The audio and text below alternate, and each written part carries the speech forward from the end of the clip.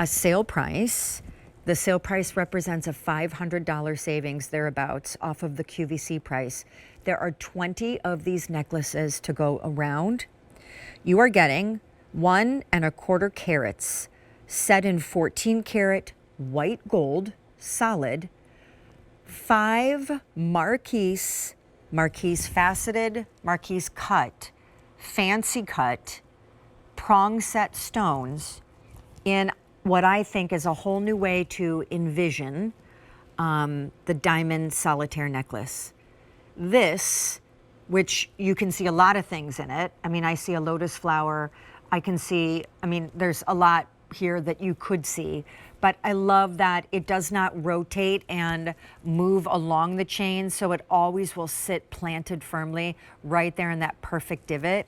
And Michelle Lau, who has many letters after her name, the GIA, the AJP, the DG, I mean, this woman is certified in diamonds. So she is obviously our all things expert in our affinity diamonds and our lab-grown diamonds. So can we, what we talked about affinity earlier. You've given me a huge education on diamonds take billions of years to grow in the earth. So that's why probably they're so rare and expensive. But like all things amazing in the year 2023, we can do a lot in the lab. And I don't care if it comes from there as long as I can afford carat weights that are like the size of a dinner plate. So this is over a carat and a quarter almost of stones. But what does that mean, lab grown? Okay, they are diamonds, first of all. This is not a simulant like a diamonique. This is the real thing. This is a diamond. So it's a perfect 10 on the Mohs rating scale. Unlike CZ, it will never turn color over the years. It will never become cloudy. You can care for it, you know, like you would a diamond from the earth. They are perfection. I mean, we're talking about the same chemical, physical, optical properties. We're talking about a 10 on the Mohs rating scale. It is scratch resistant, just like that perfect 10. It is grown in a laboratory as opposed to grown in the earth. And they are grown 1 seed of a diamond to 1 diamond. So you grow it from a small seed of a diamond into a full-blown larger crystal, but not every one of them comes out perfectly either. So we make sure that, again, our Firelight lab grown and our affinity diamonds are all inspected by the Gemological Institute of America. And I don't want anybody here tonight to be misled. CZs are not inspected by the Gemological Institute of America. They are not. Anything can be a simulated diamond. It can be a piece of gravel on the street. It could be a piece of glass. As long as it looks somewhat like a diamond, it can be called a diamond simulant.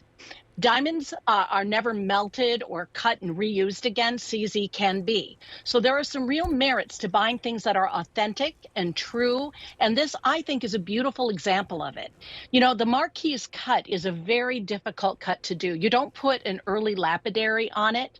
It has to be somebody that really knows what they're doing because of the crystalline structure of a diamond. It has what's called perfect cleavage, Sean. So when you're cutting it, if you were to strike it, you know, in the wrong direction, it would split into 2 pieces. So that is one of the things that we work with lapidaries to get the very finest for our Firelight collection.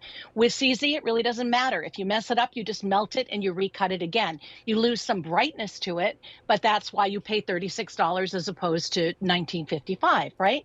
You're getting something that is real and from, you know, the laboratory to you, grown from the seed of a diamond. Okay, this is why I love having Michelle. Explain to everybody what a lapidary is.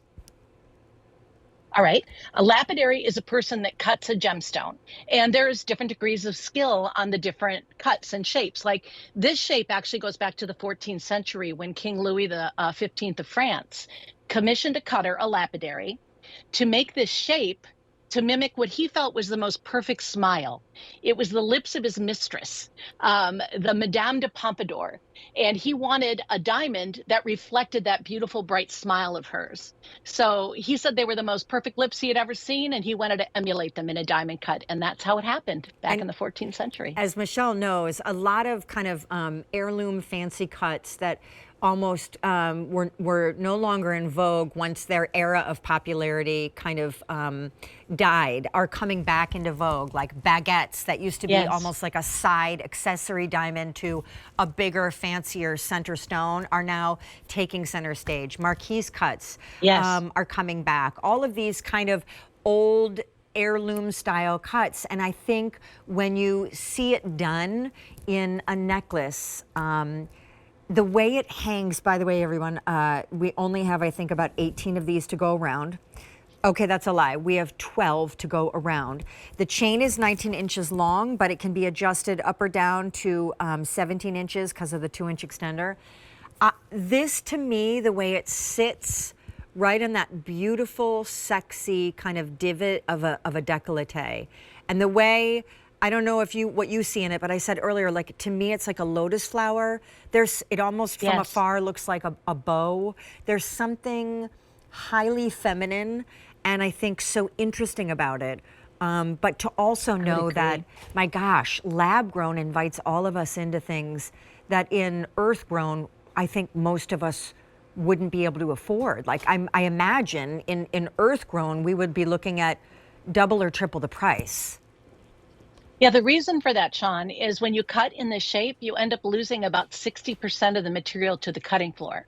So if you started with, 100 points, you'd end up with a 40-point stone.